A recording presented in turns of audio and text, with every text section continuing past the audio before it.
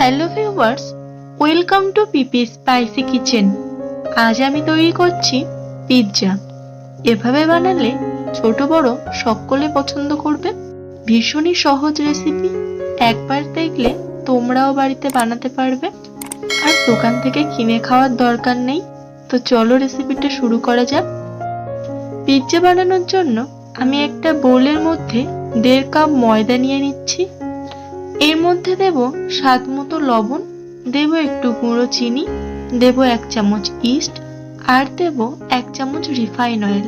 সবগুলো দিয়ে ময়দাটাকে ভালো করে একটু মেখে নেব।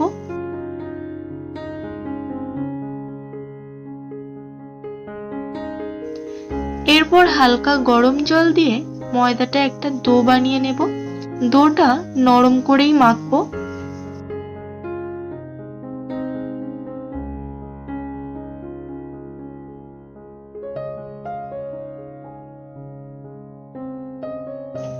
ডোটাকে এরকম নরম করে মেখে নিয়েছি। এরপর হাতে একটু রিফাইন অয়েল নিয়ে এর গায়ে লাগিয়ে নেব।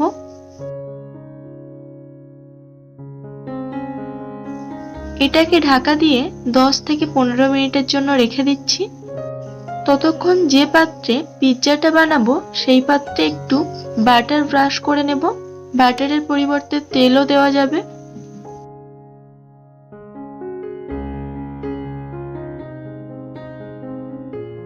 এরপরে ময়দার ডোটা আরেকটু মেখে নেব।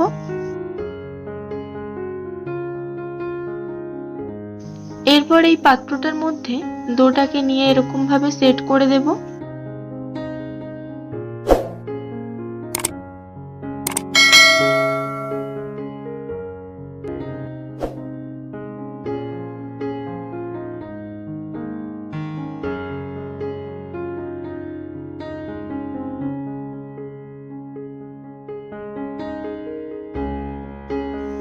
একটা কাঁটা চামচ দিয়ে এটাকে এরকম ভাবে ফুটো ফুটো করে দেব, যাতে না এটা কেকের মতো ফুলে যায়। এরপরে উপরে লাগিয়ে নেব পিৎজা সস।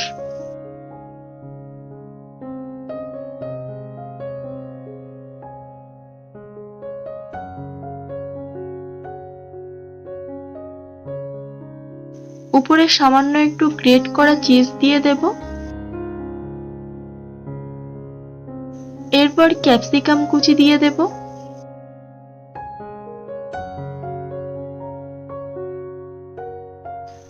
দেব টমেটো কুচি।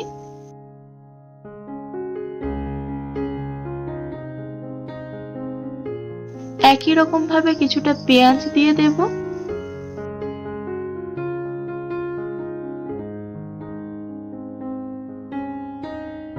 কয়েকটা পনির কিউব দিয়ে দেব।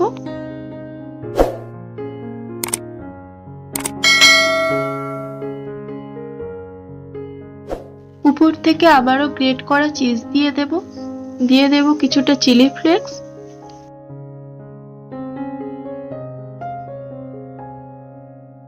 এরকম ভাবে এটাকে রেডি করে নিয়েছি।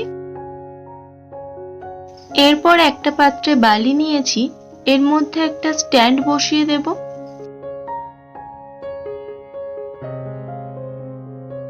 এই স্ট্যান্ডের উপর পিৎজার পাত্রটাকে বসিয়ে দেব।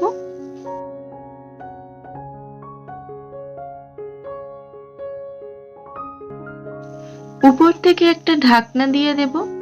এভাবে এটাকে আধ ঘন্টা থেকে 45 মিনিটের জন্য বেক করে নেব। তারপর ফিরে এলাম। পিৎজাটাকে এবার তুলছি।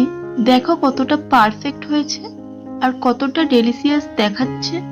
ভীষণই সহজ রেসিপি, তোমরাও একই রকম ভাবে বাড়িতে বানিয়ে ফেলো। বর্ষাকালে বাইরে যাওয়ার দরকার নেই, আর বাইরে থেকে অতগুলো টাকা খরচ করে পিৎজা কেনারও দরকার নেই। সামান্য কিছু খরচে বাড়িতে বানিয়ে ফেলো এরকম ডেলিশিয়াস পিৎজা। এবার এই পিৎজাটাকে কেটে দেখাচ্ছি কতটা সফট আর পারফেক্ট হয়েছে। তো আমার এই পিৎজার রেসিপি তোমাদের কেমন লাগলো কমেন্ট করে অবশ্যই জানাবে। ভালো লাগলে একটা লাইক, আর চ্যানেলে যারা নতুন তাদের কাছে অনুরোধ রইল চ্যানেলটিকে সাবস্ক্রাইব করে পাশে থাকার, যাতে এরকম আরো রেসিপি তোমাদের সঙ্গে ডেইলি শেয়ার করে নিতে পারি। সবাই ভালো থাকবে, আবার ফিরবো নতুন কোনো রেসিপি নিয়ে।